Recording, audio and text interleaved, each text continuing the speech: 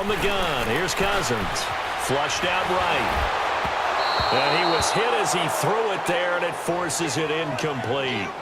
Well, that plays a statistic that's going to go on the defensive team stat sheet. Won't necessarily reflect in ours, right, the overall game sheet. But you and I know that they keep count on pressures, hits on quarterbacks, all those things, hoping to increase that throughout the game. And here we are in the fourth quarter, and they got a big one. And such a close game, a very big one.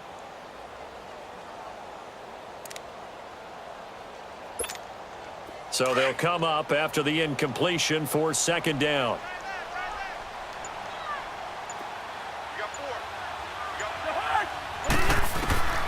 To throw, Cousins.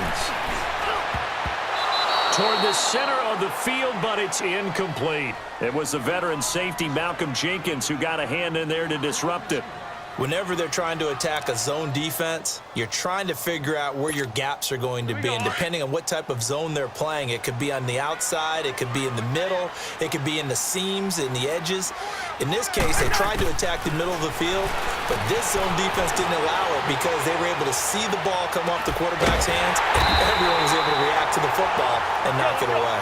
And he doesn't quite make it, taking it within an eyelash. Dropped at the 1.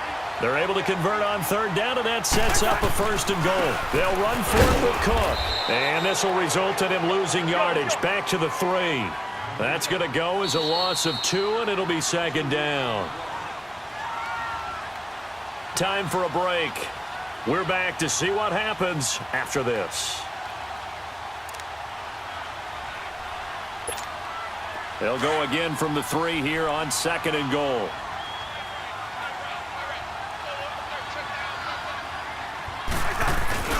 They get it to him running left. And he'll get in. Touchdown, Minnesota. A great play there. A 3-yard touchdown run. And the Vikings are an extra point away from tying this thing up. So now here are the Vikings faced with a big 2-point conversion attempt. He'll look to throw. Forced out to his left. And he is into the end zone to bump the lead up 2 more. Bailey now to kick this one away. That'll be taken in the end zone. That one running right through it. And all that work, but he stopped where he ultimately would have been, and he's simply taken a knee, and that's the 25-yard line. Philadelphia getting set to take the field. And we have seen a lot on the scoreboard here in this quarter. So sometimes you talk to me about tendency breakers on offense. These defenses, Ajayi hit. He lost the football. And this belongs to the Vikings. Well, that simply is a missed opportunity. They're in position. If they take the ball downfield and score, they got a chance to win the game. Instead, they cough it up. I don't think next week at practice is going to be a whole lot of fun for him. On the other side, no bigger time to force a turnover when you've got that small lead. Yeah, and when you look at it from the offense's perspective, taking care of the ball is so important. I know they're going to have all kind of ball security drills in practice all next week. And now the Eagles going to signal for a timeout. And they'll be disappointed to have to burn one there after giving up the first down. And not totally home free yet, but it's looking good as they come up 1st and 10. They run again on 1st down. Cook. And he'll get into the end zone. Touchdown, Minnesota. A great effort there. His 2nd touchdown of the afternoon. And the Vikings capitalize on the short field as they take it in for 6.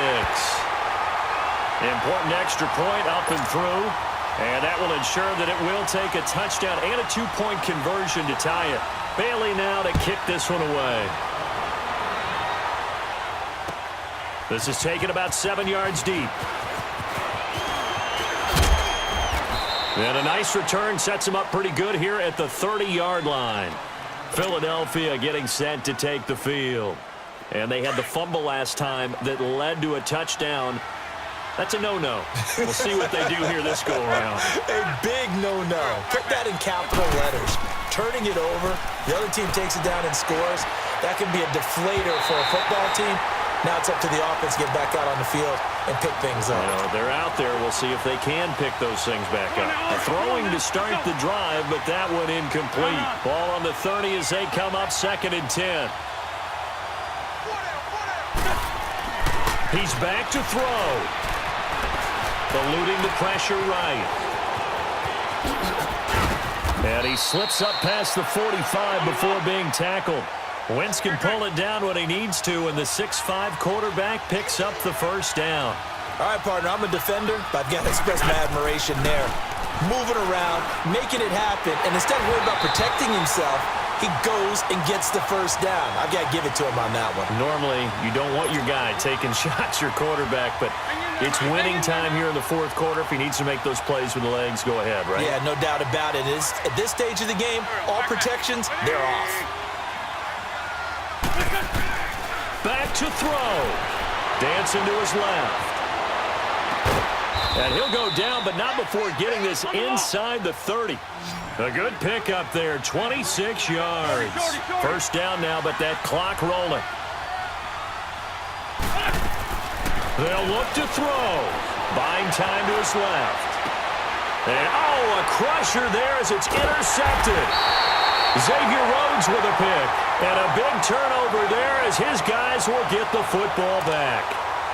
And that gives him now 3 interceptions in the game. Well, someone's locked into what they're trying to get done in the passing game. When was the last time we had someone get 3 in a contest? 2011, wasn't it? Kurt Coleman? Oh, yeah, that's then right. with the Eagles? That's right. Then with the Eagles, and I believe it's against Washington and Rex Grossman. That's correct. And the Eagles are going to go ahead and take another timeout as they stop it here with just under 40 seconds to go in the game.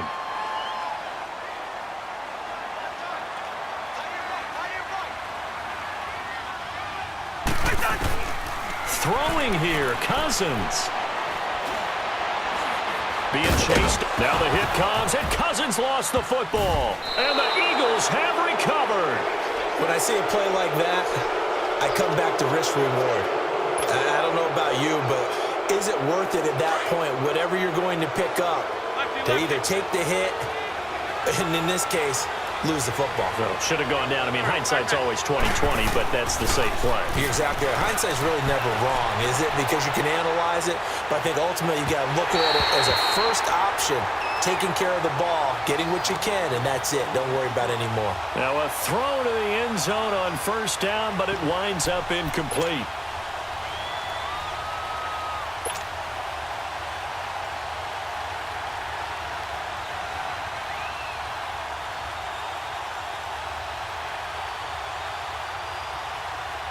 After the incomplete pass, here now is 2nd and 10.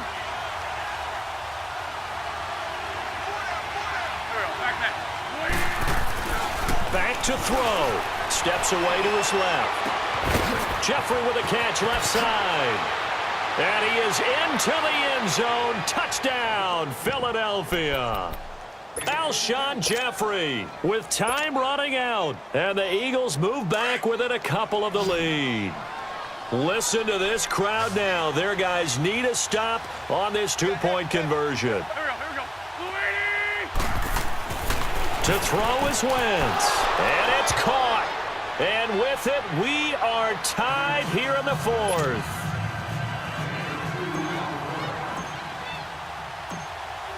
So here comes the kickoff now, all even here in this 4th quarter. This is taken about 7 yards deep. And now out comes Minnesota. They have a little bit of time here to get into field goal range. Not much. In a tie game, you don't want to do anything crazy, right? I agree with you on that one. Risk-reward, okay? If you go for it, what is the absolute reward on this? But the risk is probably greater. Run the clock out, get to overtime, and try and win it there. All right, we'll see if they do just that. Here's Cousins. Forced out to his left. Lets it fly for Thielen. And that's caught inside the 35. And all the way down to the 22-yard line. A big play there. Cousins to Thielen. 53 yards. It's a little teaching moment here. Overtime rules. Remind us how this goes, partner. Okay, so in the past, we had sudden death. First team to score wins, but no longer. Now, if the team receives the ball, scores a touchdown, they win the game. If they kick a field goal, though, or don't score, the other team gets a possession. And after both teams get a possession, then we're into sudden death. First team to score wins the game.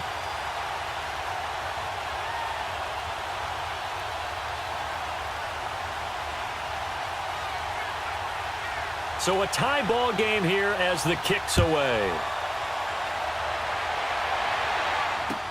This is taken about 7 yards deep. Spins past him. And he'll take it back to about the 19-yard line.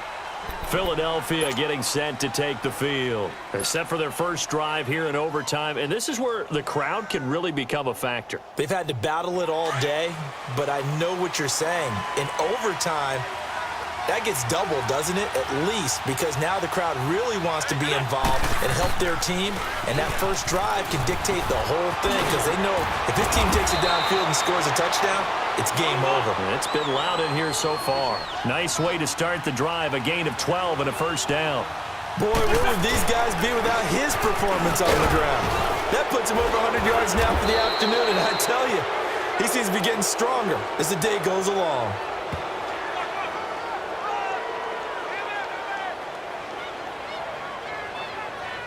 And that one was relatively easy to see. I noticed that from up here. Yeah, it doesn't take a whole lot, does it? Sometimes you get multiples. What I always love on these offsides is when each side points at the other. Hey, you did it. No, you did it.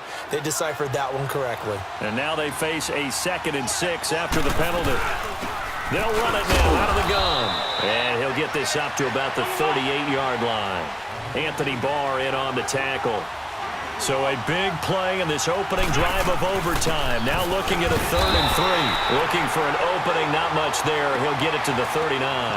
Only a yard on the pickup there, and it's going to leave him with a 4th down. Just looking down at this with a naked eye, looks like they have about a yard and a half. Any chance they go for it here? There's a chance, but I have to say, punt the ball here. Get rid of this thing and try and help your defense a little bit. I know there's that temptation, and I know people have it on their play sheet. I have that one play that'll get me what I need, but if you don't get it, you pretty much handed the game to the other team. A gigantic call there in overtime, but it pays off with a first down from Viking territory now. They'll come up 1st and 10 at the 45-yard line. And on the ground they go with a running back. And he's corralled, but not before getting it inside the 35. 11 more yards that go around, a first down as well. Really good, skillful, tough running throughout this contest. Picked up first down after first down. He's got to have a nickname, doesn't he? How about the human first down machine? I think that fits. Throwing on first down, but this one winds up to be incomplete. It is tough to complete passes against zone defenses. The windows that you see open, they shrink pretty rapidly. How about being able to hit a moving target against a zone before the next guy can get there and make a play on the ball? Not easy for any quarterback, no matter the situation. And there, the defense won the battle. And he'll get this down to about the 30, 31-yard line. Sheldon Richardson there to make the play. They've had some success here in overtime in this opening drive running the football right back to that well. And why not? When you have that kind of success, make them stop you, and until they do, keep going back to that well you just spoke about. I think there's more water there and available to them. So a big move here, playing to win in overtime. They're going to go for it on 4th down.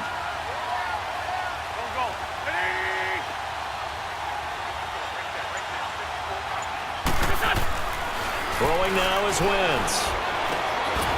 And Jeffrey's got it. A gigantic call there in overtime, but it pays off with a first down. How about that, partner? Not only a 4th down conversion in a tie game, a 4th down conversion in overtime in a tie game. And so many factors go into making that call, and a lot of it is a head coach feeling the rhythm and understanding his team. Sometimes you think, okay, and he is in for the score. And it is absolute stunned silence here as they win it